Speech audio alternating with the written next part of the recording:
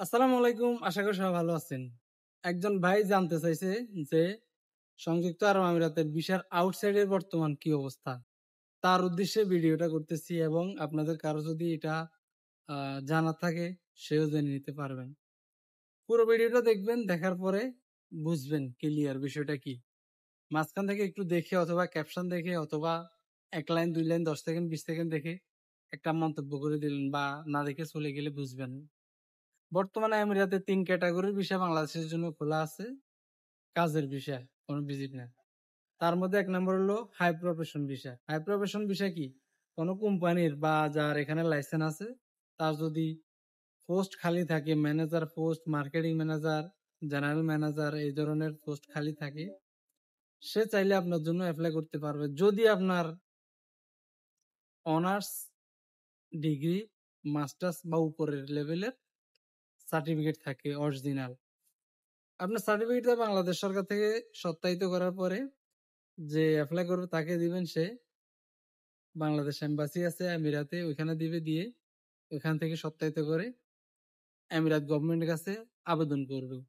আমিরাত গভর্নমেন্ট যদি যাচাই বাছাই করে দেখে হ্যাঁ রিয়েল আপনার সার্টিফিকেট, আর যে কোম্পানি অ্যাপ্লাই করছে তার পোস্ট খালি আছে এটাও রিয়েল, তার কোম্পানি রিয়েল, তাহলে আপনাকে ভিসা দিবে। এটা হলো ১ নাম্বার ক্যাটাগরি, যেটা মানে রিয়েল, এবং এটা হলো দ্য বেস্ট অপশন। আর ২ টা, একটা হলো টাচগার্ড কোম্পানি, একটা হলো ফিজিন কোম্পানি। ফিজনের বিষয়ে টাচগার্ড কোম্পানি অনেকে জানেন, আসতেছে অনেকে বা হচ্ছে কিরকম। ফিজন সম্পর্কে আমি আপনাদের একটু ক্লিয়ার করি। ফিজন কি? ফিজন হলো একটা নির্দিষ্ট এরিয়ার ভিসা। এটার কোনো ওয়ার্ক পারমিট হয় না, মানে লেবার কার্ড হয় না। এটা ইমিগ্রেশন থেকে অ্যাপ্রুভ করা হয়। কেউ যদি ফিজনের ভিসার জন্য এপ্লাই করে নির্দিষ্ট এরিয়াতে, তার ফিজনের কোনো প্রতিষ্ঠান আছে, কোম্পানি আছে, তারা যদি এপ্লাই করে, তাহলে ইমিগ্রেশন থেকে আপনাকে ২ বছরের ভিসা অ্যাপ্রুভাল দিবে, দিলে আপনি আসতে পারবেন। তবে এটা কোনো লেবার কার্ড হয় না, মানে ওয়ার্ক পারমিট হয় না। আমি এগুলাতে সাজেস্ট করি না। আমার কথা হলো হাই প্রফেশন ভিসা যেটা অরিজিনাল, ওইটা পারলে আসেন। আর যারা নরমাল একেবারে নিরুপায়, তারা আসলে এই ট্রান্সগার্ড আর ফিজনে আসতে পারেন। এই হলো বর্তমানে সিচুয়েশন। অন্যথায় সকল ধরনের ভিসা বন্ধ আছে। কিছুদিন আগে আমিরাতের আরবের ঘরে ভিসা হয়েছিল, ১ দিন ২ দিন টাইপিংও হয়েছে, অ্যাপ্রুভাল ১ টা ২ টা এসছে। এরপর আবার এটাও ডাউন, এখন ওরকম হচ্ছে না। সরকার আজকে কি করবে, কালকে কি করবে, পরশু কি করবে, এটা একদিন আগেও বলা কঠিন। চালু হওয়ার পরে বলা যায় হ্যাঁ চালু হয়েছে। তো আমি ভিসার দালালি করি না, ভিসার কাজও করি না। যদি ভিসার কাজ করতাম, এখনো ২-৪-৫ জনকে বোকা বানিয়ে, মুর্গা বানিয়ে ২-৫ লাখ টাকা হাতিয়ে নিতে পারতাম। কিন্তু আমার এগুলা করার ইচ্ছা না। আমি ভিডিওটা বানাই শুধু প্রসারের জন্য। এইটাই হলো কথা। আমি এমিরাতে আছি, এমিরাত সম্পর্কে আমার কাছে যে নিউজ আসে, যে নিউজকে আমি পাই প্রমাণ সহ সঠিক, এখান থেকে আমি যেটা ভালো লাগে এটা ভিডিও বানায় পোস্ট করি।